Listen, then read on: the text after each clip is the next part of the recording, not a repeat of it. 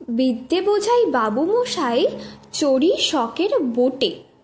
মাঝি recon, বলতে পারিস সূর্য কেন ওঠে, চাঁদটা কেন বাড়ে কমে, জোয়ার কেন আসে? বৃদ্ধ মাঝি অবাক হয়ে ফেলিয়ে হাসে।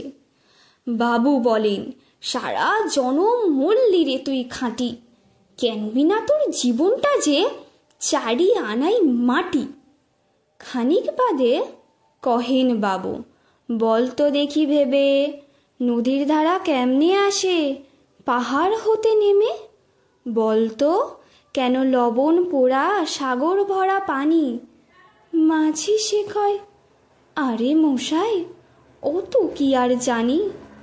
বাবু বলেন, এই বয়সেও জানিস নে ও তাকি, জীবনটা তোর নেহাত খেলো অষ্ট আনাই ফাঁকি।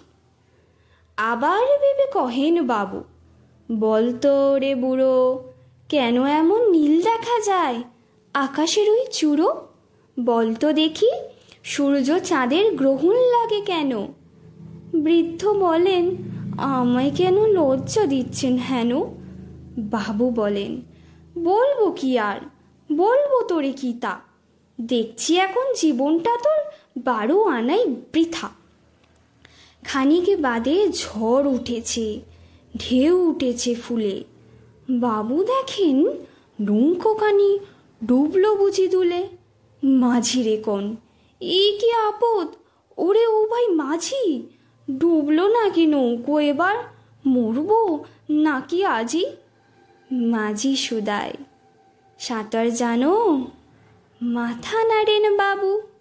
মূর্খ মাঝি বলে, মশাই এখন কেন কাবু, বাঁচলে শেষে আমার কথা হিসেব করো পিছে, তোমায় দেখি জীবনখানা 16 আনাই মিছে।